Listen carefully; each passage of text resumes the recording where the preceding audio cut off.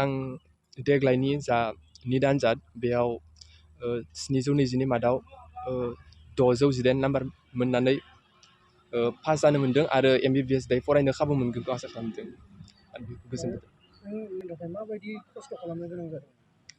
खस्थ' खालामनायाथ' खालामनांगोन बायदियानो आरोना माने जा कम्पिटिसन लेभेला माने अल इन्डिया लेभेलनि बेनि थाखाय एसे गोब्राबैनो नाजानो गोनां जाखाथारो आरोना बेयाव आङो बुंनो थाङोब्ला आं फार्स्ट एटेम्पआव जायाखैमोन आंना दायो आंना सेकेन्ड एटेम्प बायदियानो ओमफ्राय सेकेन्ड एटेम्पआव दायो मोजाङानो जादों जानायालाय एसे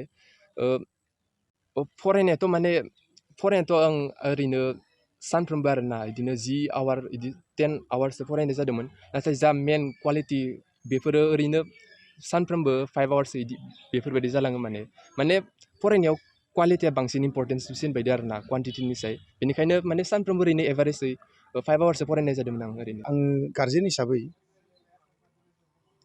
जाबायदि डिउटि खालामनांगौ बा माबानांगौ फिसालाखौ जिबायदि जोथोन लानांगौ बिदि लानो सेस्था खालामदोंमोन आरो जथेस्थ' लादोंबो। बेनो नांगौ बायदि समखौ फरायनायनि सुबिदाखौ होदों आरो नांगौ बायदि जा मुवा बेसाद नांगौनि जखानिल' बायना होदों। मोनसेबो गाननाय जोमनायानो जा जानाय लोंनायानो जा एसे बारा होआखै, मोनसेबो थाखा फैसाबाबो बेनो एभेलेबल होआखै।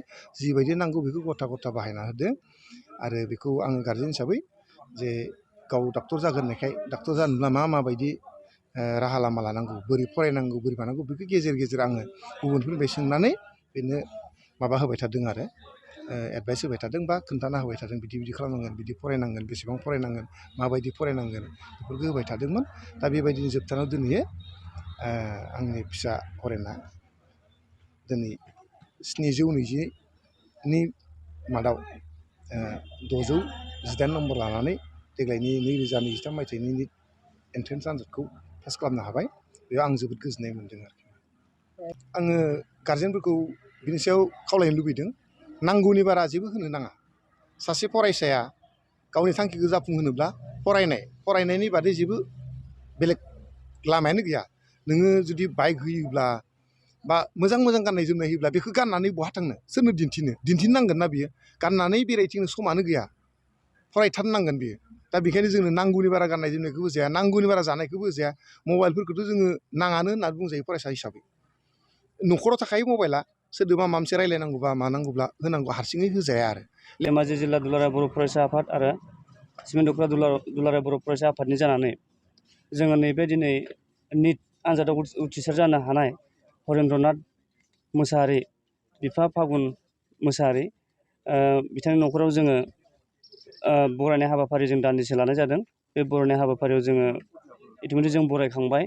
दा बेखौनो आङो बुंनो सानदों, धेमाजि जिल्ला दुलाराय बर' फरायसा आफाद आरो सिमेन्ट दख्ला दुलाराय बर' फरायसा आफादनि जानानै दा जोंनि लाइमोन इउथ्स जे फैबाय थानाय जोंनि बर' फरायसाफोर बिथांमोनखौ जोङो फल' खालामनो थिनो जे जोंबो नैबे हरेन्द्रनाथ ब्रह्म मोसाहारि बिथाङा जे सासे जोंनि बर' माहारिनि गेजेराव थरसे गोजों हाथरखि अलंबारफोर बायदि जानो थांगासिनो दं।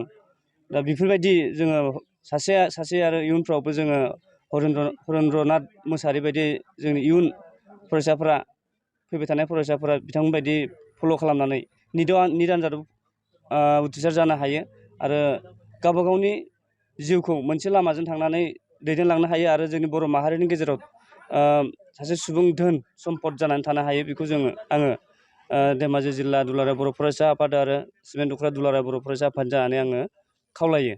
HS उथ्रिसारनाय फरायसाफोरनि थाखाय गोजोनथाव खौरां। BA सेथि सेमिस्टारनि थाखाय बेसेन नाङाजासे मुं थिसननाया गबिन्द बसुमतारी कलेज जारागुरियाव सोलिगासिनो। इंराजि 2023-24 गोदान सोलोंथाइ बोसोरनि थाखाय BA सेथि सेमिस्टारनि मुं थिसननाया गसाइगाव महकुमानि सिङाव थानाय गबिन्द बसुमतारी कलेज जारागुरियाव बेसेन लायाजासे सोलिगासिनो दं। फरायसाफ्रा गोनांथि बायदि आयदायाव मेजर लानानै फरायनो हानायनि राहा दं बे फरायसालिमायाव। गुन गोनां फोरोंगिरिफोरनि जोहै सोलोंथाइ होनायजों लोगोसे फरायसालिमानि गोनां जानाय राहा आरो बेसेन लायाजासे स्पकेन इंलिश, सेल्फ डिफेन्स आरो बेसिक कम्पिउटार फोरोंथाइ होनायनिबो खाबु दं। बेसेन नाङाजासे मुं थिसननो थाखाय 970226807878 एबा 70022719229 आरो 70022 2131 754 जानबुं नाम्बाराव सुलाद लाहरनो हागोन।